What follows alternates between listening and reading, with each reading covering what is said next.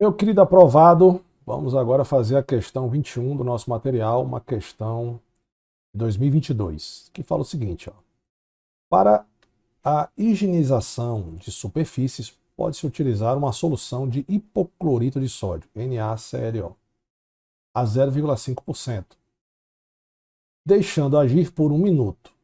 Para preparar essa solução, deve-se diluir 230 ml de solução de água sanitária a 2%. Diluir água filtrada para preparar 1 litro da solução. Após colocar em um borrifador, deixe o local sem incidência de luz para evitar a diminuição da concentração de cloro ativo na solução. Ele vem a pergunta da questão. O valor aproximado da concentração em mols por litro da solução de água sanitária a 2%, ou seja, ele dá um dado, dá aqui 0,5%, dá depois de 1 minuto, 1 litro, mas na verdade o que ele quer é só saber o seguinte: qual é a concentração do cara quando eu tiver 2% de hipoclorito de sódio na solução. Sandrão, mas o que quer dizer esse 2%? 2% ele está se referindo à massa por volume. Então você teria o seguinte: eu tenho 2%, quer dizer que eu tenho 2 gramas de soluto, que no caso é o hipoclorito, para 100 ml da solução. Beleza? Então, porcentagem você vai fazer para 100, 100, porcentagem. Bacana? Beleza, e qual a concentração molar disso aqui? Eu posso fazer pela fórmula, tá? Pela fórmula de molaridade, porque mols por litro, molaridade, e molaridade é número de mols de soluto sobre o volume, ou massa do soluto sobre massa molar do soluto vezes o volume. Se você lembrar dessa fórmula é mais fácil, porque aí para eu saber a fórmula molecular do hipoclorito fica fácil. A gente já sabe, né? Que já fez algumas massas molares, ó. 16 vezes 1 no oxigênio, 16. O cloro é 35,5 vezes 1, 35,5. E o sódio é 23 vezes 1, 23. Soma aqui, ó, dá 5. 1 mais 6 mais 5, 11. 11 mais 3, 14. Vai 1. Então eu tenho 1 e 1, 2. Com 5, 74. Então aqui eu tenho 74 gramas por mol. E aí, meu filho, é só você substituir aqui na fórmula agora.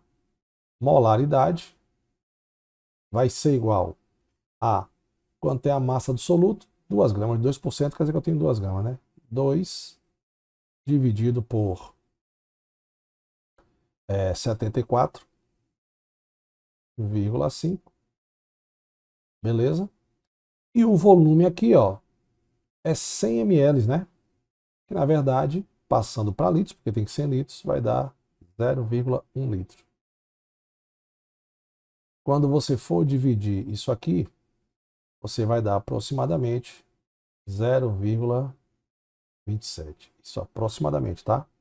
Então 0,27 é a mesma coisa que 2,7 vezes 10 elevado a menos 1. Deixa eu ver se eu estou na frente. Não. Então, eu apagar aqui, ficou errado, ficou muito feio. Isso quer dizer que a molaridade é igual a 2,7 vezes 10 elevado a menos 1, já que eu corri a vírgula para a direita. Quando eu corro para a direita, eu diminuo a potência. O que? Mols por litro. Então, a resposta é a letra C. Ah, Sandrão, eu não lembro da fórmula. Como é que eu faço? Então, vamos lá. Vamos fazer agora por regra de 3, né? Pode ser que você não lembre da fórmulazinha, nós vamos fazer por regra de 3. Aqui eu já tenho, ó, 2 gramas para cada 100 ml. Beleza, 2 gramas, segunda maneira de fazer, né? Segunda maneirazinha de você fazer essas contas. Então vamos lá. Se eu tenho 2 gramas em 100 ml da solução, quando eu tiver 1 litro, isso é lógico, né? Quando eu tiver 1 litro da solução, eu vou ter 20 gramas de hipoclorito, NaClO. Tudo certo? Beleza, tudo certo. Ok. Então, 1 litro eu tenho 20 gramas. Só que a resposta é mols por litro. Então tem que passar esse cara para mols. 1 mol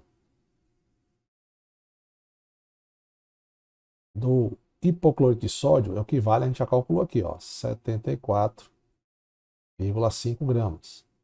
Quantos mols eu vou ter para pagar? Quantos mols eu vou ter? De novo eu fiz o igual, eu quero a setinha. Quantos mols eu vou ter quando eu tiver 20 gramas? Porque em 1 litro eu tenho 20 gramas. Aí você faz o cruz credo aqui. De novo você vai ter o mesmo raciocínio, ó. Você vai ter 20 dividido por 74,5, que vai dar aproximadamente 0,27 ou 2,7 vezes 10 elevado a menos 1 mol. Em 1 litro, então a resposta continua sendo 2,7. Sandrão, foi uma questão difícil? Não é uma questão difícil, mas é uma questão que lhe deu dados que não lhe interessa. Tipo aí, 0,5%, é, 230 ml, não interessava, tá bom? Então, 22 do nosso material, uma questão de 2018 que fala o seguinte: observe o gráfico abaixo referente à pressão de vapor de 2 litros, A e B, em função da temperatura. Então, tem um gráfico aqui, pressão de vapor e temperatura. Isso é uma questão de propriedades coligativas. E quem estuda a pressão de vapor é a tonoscopia. Quem estuda a temperatura de ebulição é a ebulioscopia. Então, considere as afirmações abaixo sobre o gráfico. É só para a gente lembrar, né? Então, o gráfico B é mais volátil que o gráfico A. Para saber qual é o mais volátil, o que eu vou fazer? Passar uma reta. Então, a uma determinada pressão, faço uma retazinha aqui, ó, e vejo que toca no gráfico A aqui e no B ele toca aqui. Aí eu desço até aqui, ó, certo? E vejo que a temperatura de A em relação à temperatura de B, ele é menor. Isso quer dizer o quê? Quer dizer que o ponto de ebulição, então tem alguns dados aqui. O ponto de ebulição de B é maior que o de A. Então, volátil, ou seja, a facilidade de passar para o estado gasoso. O A é mais volátil que o B. Então, para eu saber se o cara é mais volátil, tem um ponto de ebulição maior, se ele me der um gráfico de pressão e temperatura, é só eu fazer essa carreirinha aqui, e aqui para baixo eu dou aquela mijadinha, ó, tim, tim, tim, tim, tim, tim, e vai me dar aqui a temperatura, já que o gráfico é pressão por temperatura. E aí ele fala o seguinte, na letra B, ele fala o seguinte, a temperatura de ebulição de B a uma dada pressão será maior que a de A. Essas duas, eu matei aqui a resposta só sabendo disso aqui. Por quê, Sandro? Vamos olhar aqui agora. O líquido B é mais volátil que o líquido A? Não, falso. A temperatura de ebulição de B a uma dada pressão será maior que a de A? Sim, a temperatura de ebulição dele vai ser verdadeiro. Com isso, eu olhando aqui, ele quer as corretas, né? Então, apenas a 1 é correta? Não. Apenas é 2? Depende da 3. Apenas a 3? Eu sei que apenas a 3 não é. A 2 e a 3? Pode ser, mas a 1 não pode. Então vamos lá. Aí ele fala aqui o seguinte: em um recipiente contendo um líquido ar em equilíbrio com o seu vapor, terá mais moléculas na fase gasosa que o mesmo recipiente contendo somente o líquido B em equilíbrio com o seu vapor. Então eu tenho 2 recipientes, tá? 2 recipientes. Em um eu tenho o líquido A e no outro eu tenho o líquido B. Eu vou ter aqui em cima as partículas dele de vapor. E aqui eu vou ter as partículas de vapor de B. Para eu saber quem tem mais partículas em estado de vapor, é só eu pegar aqui, ó, na mesma temperatura, quem tem maior pressão de vapor. Uma mijadinha para cima. Aí eu vou aqui no gráfico, ó.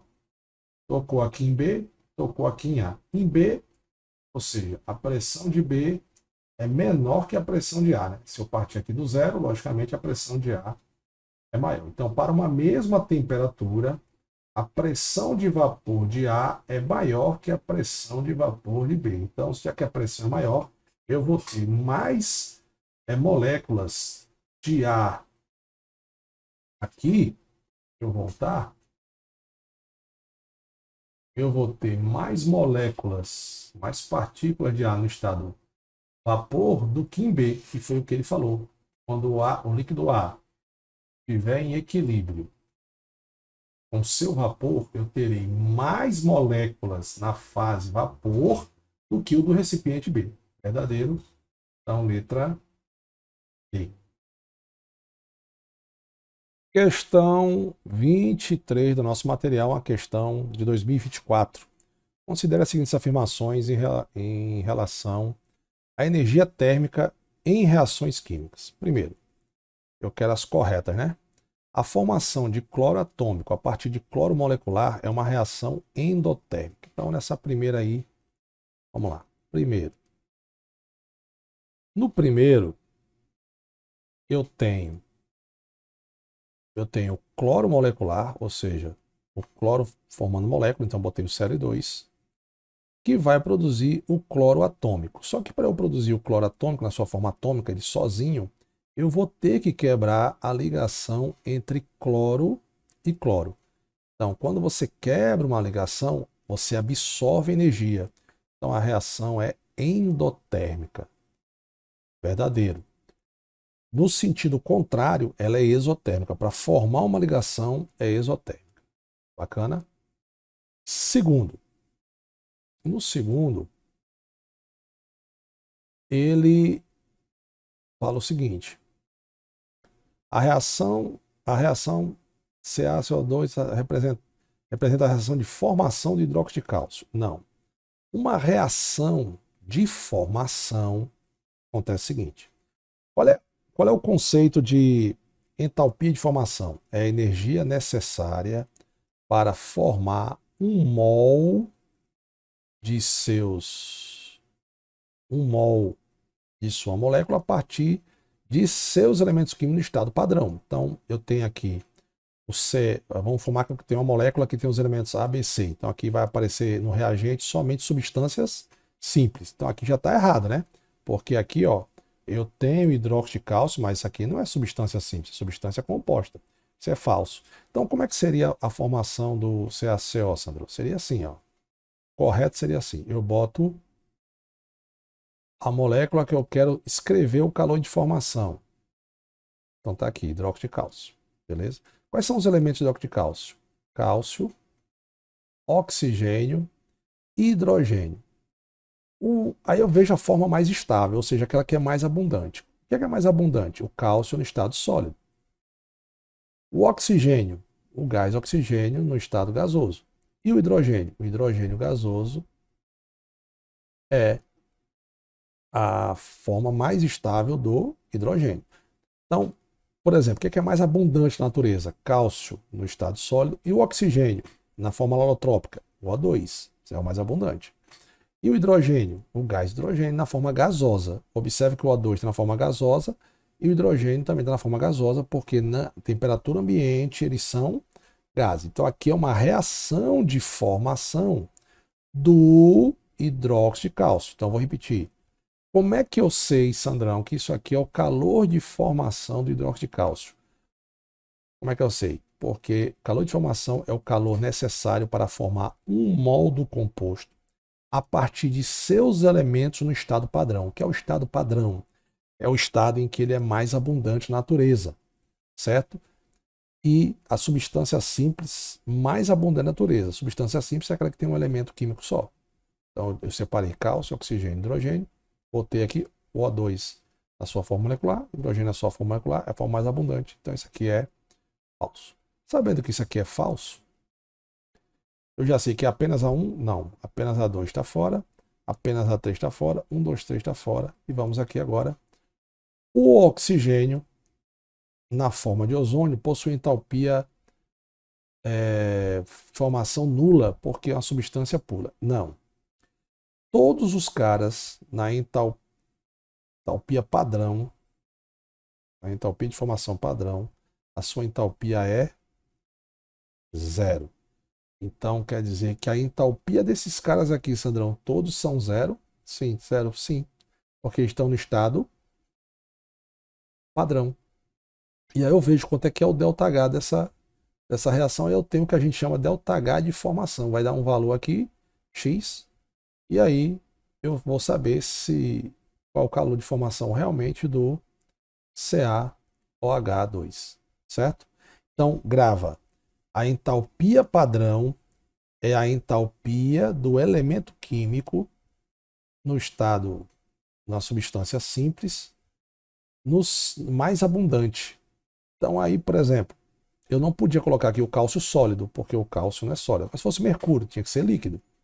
Porque a temperatura ambiente, o mercúrio é líquido, o ferro é sólido, o bromo é líquido, certo?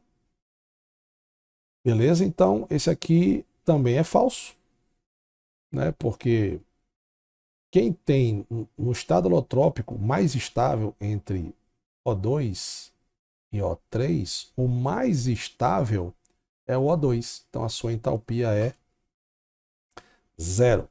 A do O3 é diferente de zero. Então, apenas a letra A está correta.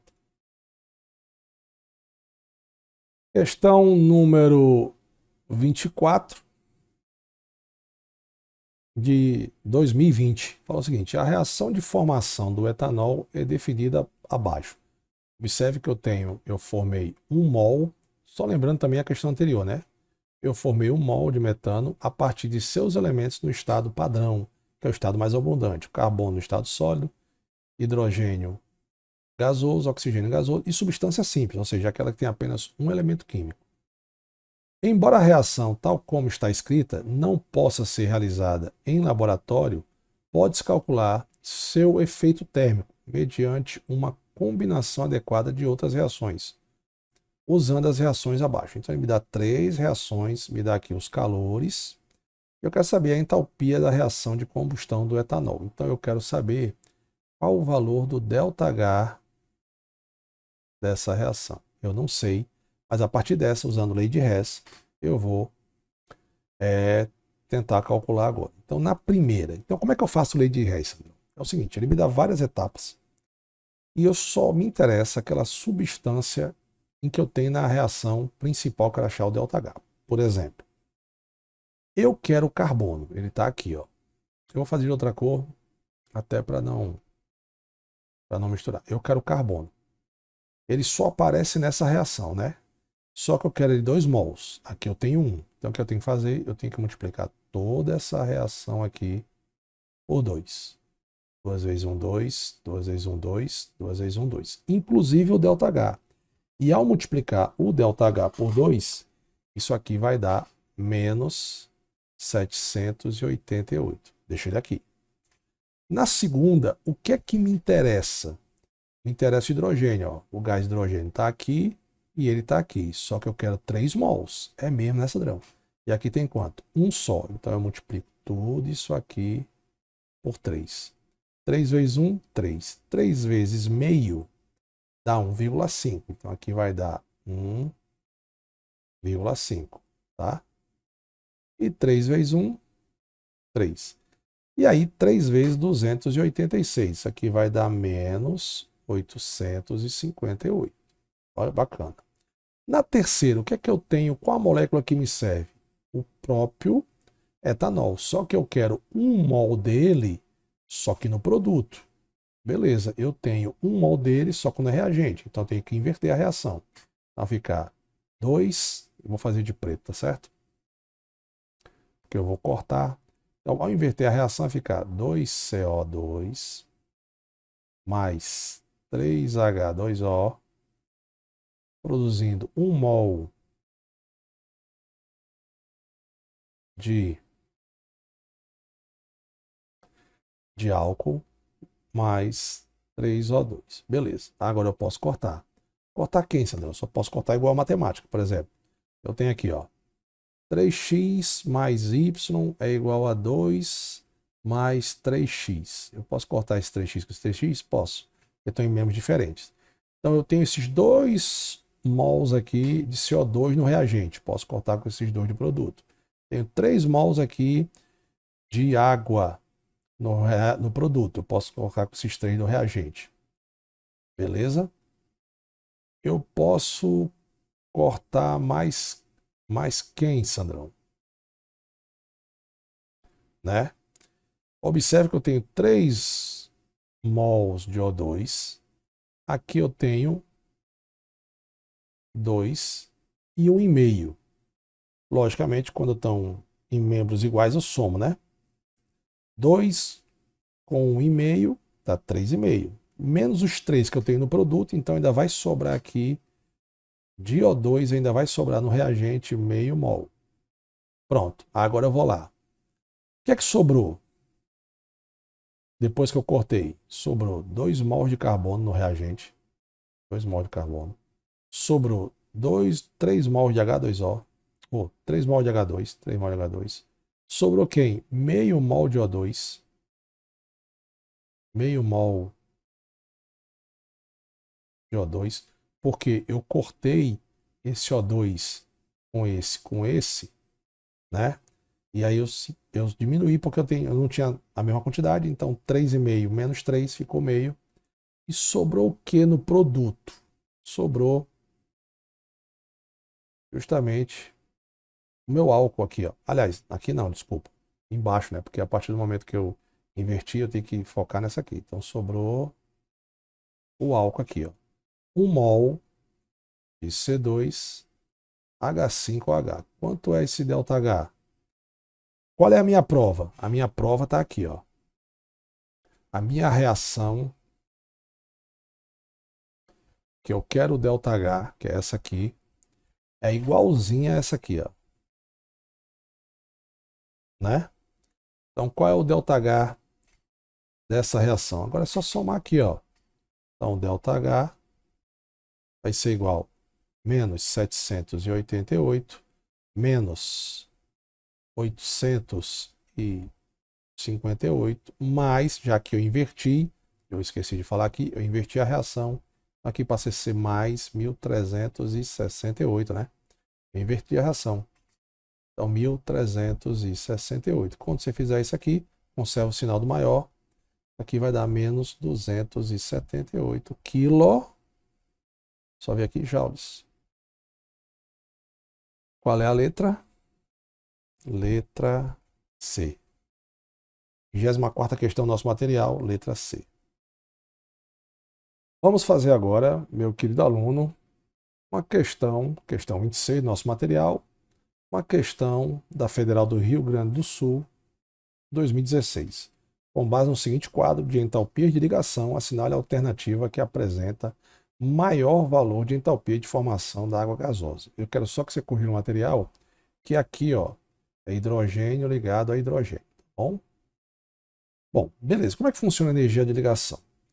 Eu posso ter aqui, por exemplo, A2 formando A mais A.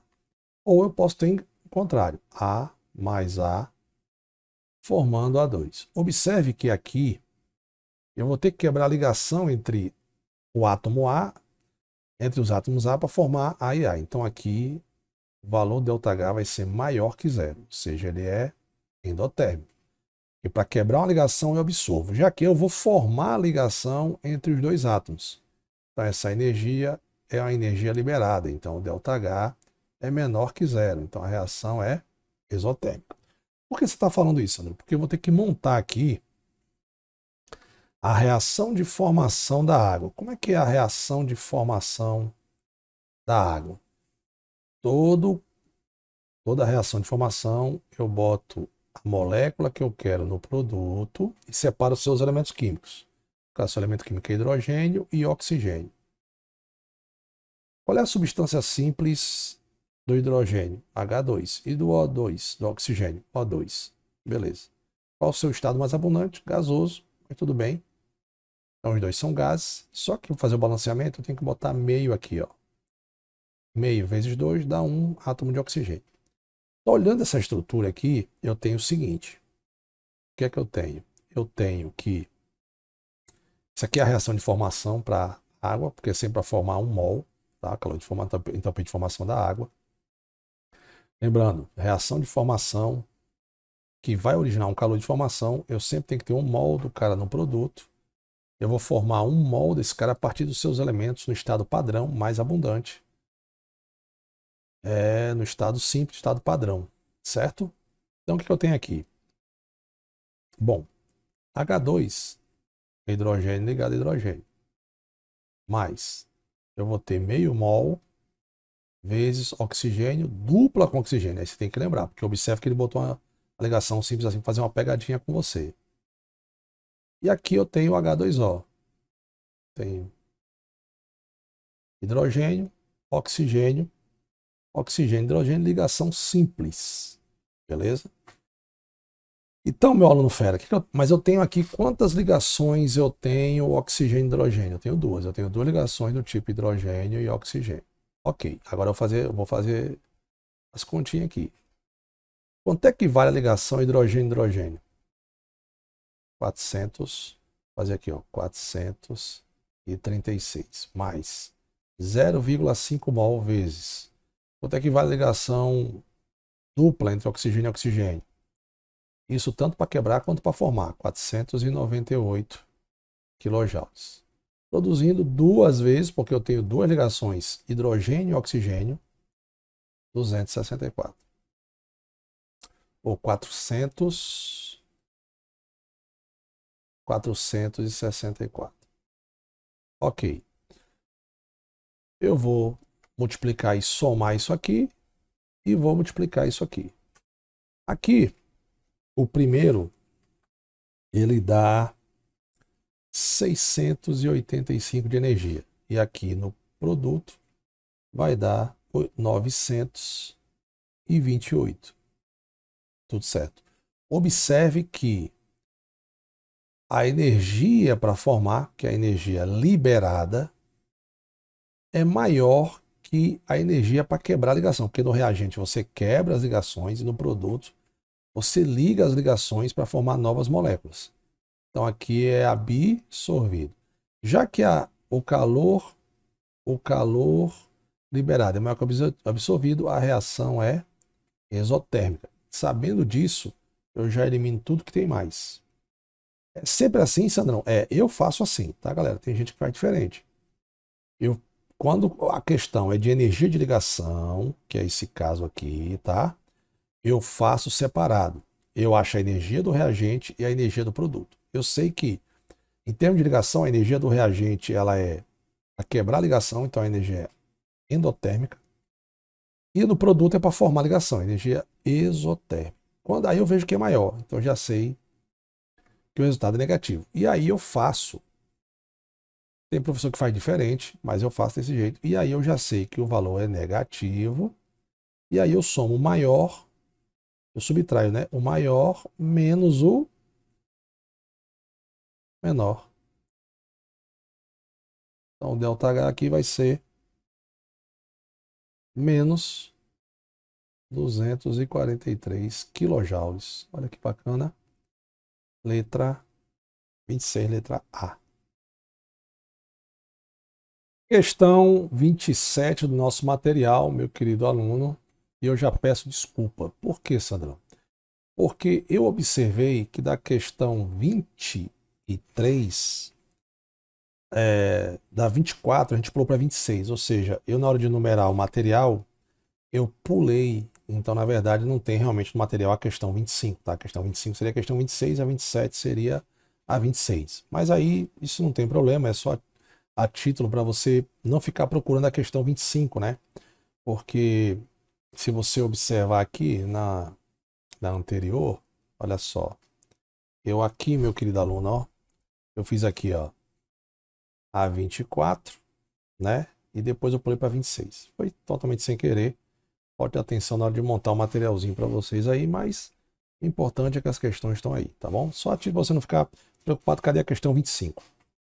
Mas vamos continuar raciocínio como se fosse a questão 27. Então, questão 27, está marcando 27, né? Então, questão 27, ela fala o seguinte: uma professora, ao introduzir o conceito de energia de ativação, projetou em uma sala o seguinte modelo. Então, ele me deu aqui, ó, colisão, eficácia, quebra de ligação, orientação, agitação térmica e energia suficiente, que é energia de ativação. Beleza. Ele fala aqui na questão seguinte, ó. As teorias que sustentam esse modelo teórico para explicar a influência de certos fatores na velocidade de uma reação química são. Você está vendo que isso aqui é uma questão de cinética, né? Então, primeiro, para eu ter colisões efetivas, que é a teoria das colisões, né? Então, para que uma reação ocorra, eu tenho que ter colisões efetivas e boa orientação espacial. Isso para que eu tenha energia suficiente. Aí você vai lembrar que na escola você estudou um gráficozinho de entalpia, caminho da reação, que ele mostra o seguinte, ó, lógico, eu vou fazer aqui uma reação exotérmica, mas podia ser endotérmica. Tem essa corcova. Quem é essa corcova? Essa corcova aqui é o ápice de energia, é a energia do complexo ativado. Então eu tenho que ter energia suficiente para chegar aqui, para aqui começar o produto, né? Reagente, produto. E a energia que me leva o reagente até o complexo ativado é a energia de ativação. Então, esse modelo aqui está ligado a duas teorias. A teoria de colisões, que é essa aqui, teoria de colisão, e a teoria da energia de ativação, tá vendo? Então, vamos lá. Letra A, teoria de colisões, ok, complexo ativado. Letra A. Se eu soubesse que, já teoria das colisões, eu tenho aqui, ó, orientação e quebra de ligação, né? Porque no reagente, ligações no reagente, ligações antigas são quebradas e no produto novas reações são formadas. Eu já tinha eliminado aqui, ó, a letra B, estado de transição, cinética dos gases, teria cortado. E aí você ficaria em dúvida, mas se você observar, o assunto é de cinética química. Cinética, velocidade da reação, não tem nada a ver com a teoria de repulsão dos pares de elétrons. Então essa questão 27, letra A. Questão 28, nosso material, uma questão de 2015, que aí você pensa, eu quero errar a questão, mas não tem como errar. Não, mas eu quero errar, Sandrão, não tem como errar, olha só. Para obter um determinado produto, realiza-se uma reação em duas etapas. O caminho da reação, o caminho dessa reação está representado pelo gráfico. Olha o gráficozinho que eu falei, né? Então, só para a gente lembrar, aqui em cima eu tenho o complexo ativado. Complexo ativado, eu tenho a energia do complexo ativado da etapa 1. E aqui eu tenho o complexo ativado, a energia do complexo ativado da etapa 2. Tudo certo, beleza. Aí embaixo ele fala: considere as afirmações abaixo. Vamos ver qual que está certo e o que está errado. A etapa que determina a velocidade da reação é a etapa 2.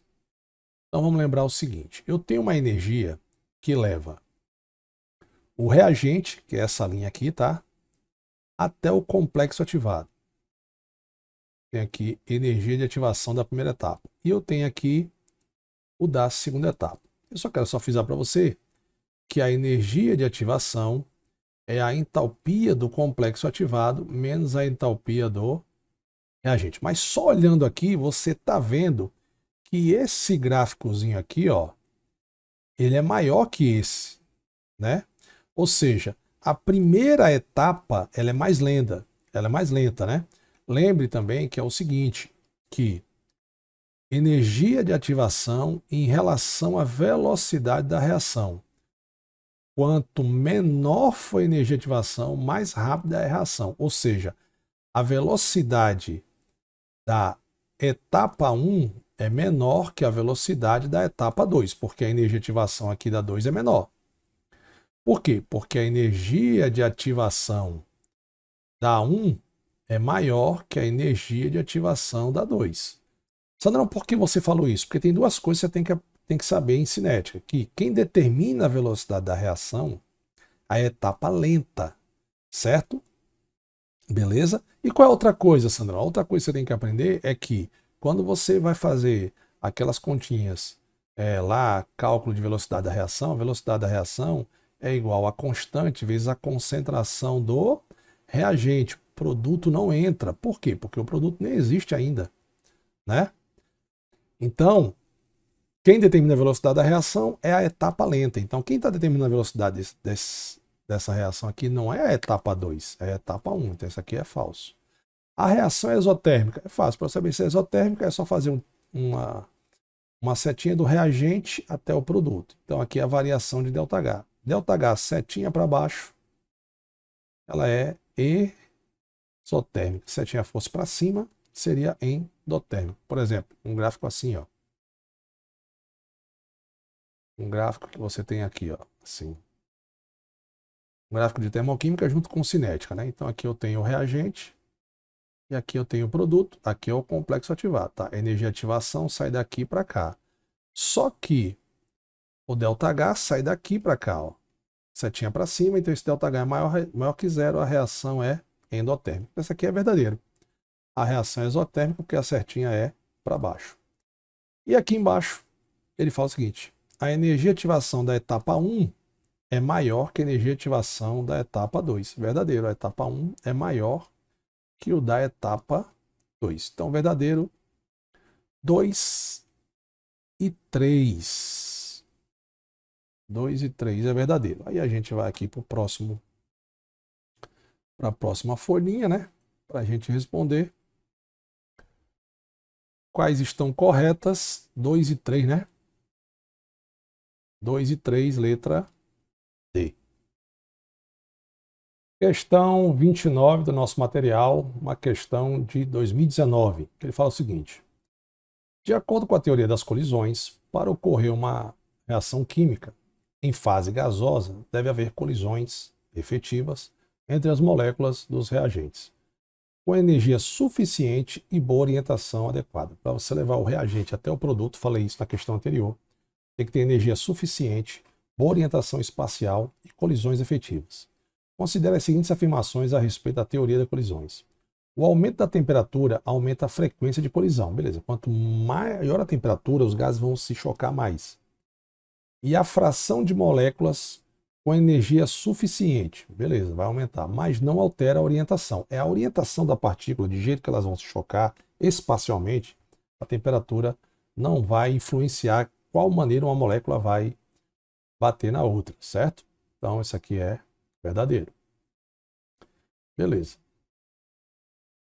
Segundo, o aumento da concentração aumenta a frequência das colisões. Lembre-se que são 5 fatores que aumentam a velocidade da reação: superfície de contato, concentração dos reagentes, temperatura, pressão e catalisador. Então, concentração aumenta a velocidade da reação porque vai aumentar o número de colisões entre as partículas. E o último, a energia de ativação elevada, ou seja, alta, né? Representa uma grande fração de moléculas com energia suficiente para a reação ocorrer? Não, porque quanto maior a energia de ativação, menor a velocidade da reação. Quer dizer que você tem menos choques, vai ter menos energia para fazer com que você chegue até o produto. Com a energia de ativação maior, quer dizer que a velocidade da reação é menor. Então você tem menos colisões. Então, isso aqui é falso.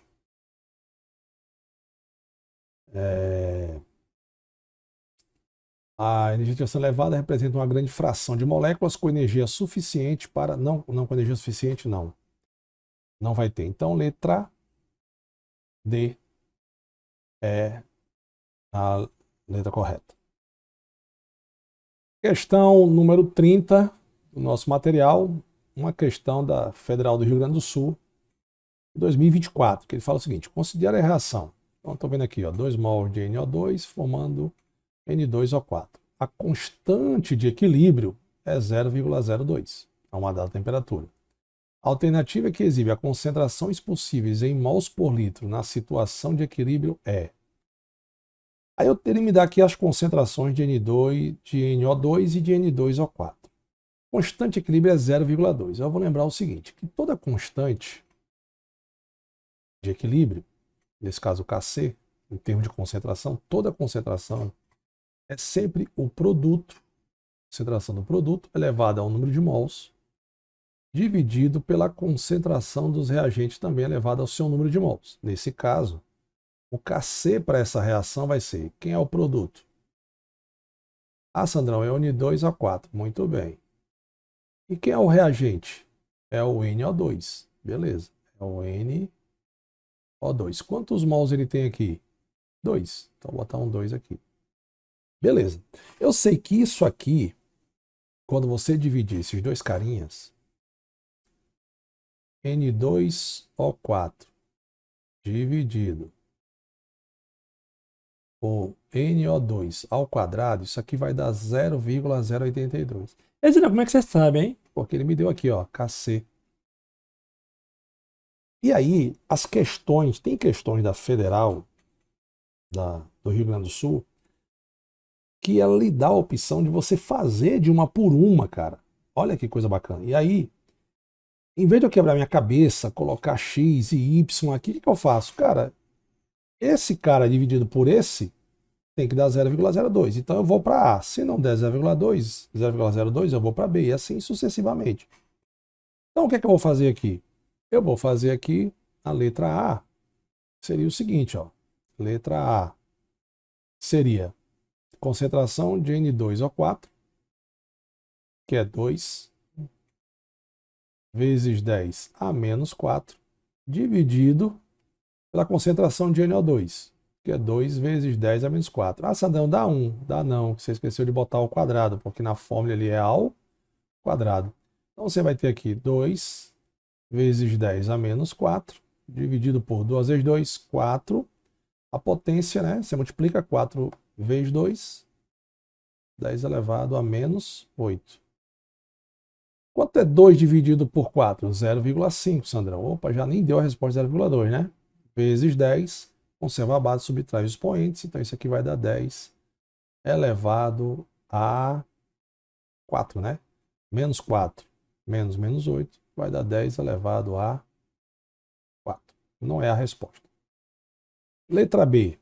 Letra B, a concentração de N2O4 é 2 vezes 10 a menos 4.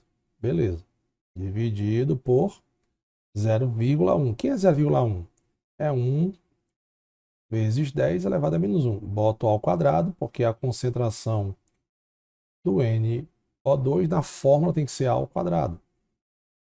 E agora eu faço 2 vezes 10 a menos 4 dividido por 1 vezes 10 menos 1 vezes 2, menos 2.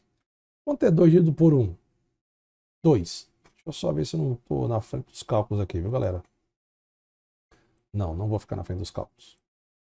E aí eu vou ter o que aqui, ó? Vezes, conserva a base, subtrai os expoentes, então isso aqui vai dar 10 elevado a menos 2. Opa, se eu correr a vírgula aqui, eu posso dizer que isso aqui, cara, é igual a, correndo a vírgula aqui, ó, 0,02. Que é justamente o valor de Kc. Então a resposta correta é a letra B. Não foi difícil, você só ia testar de um por um, você vai ver que só a letra B dá 0,02. Bacana?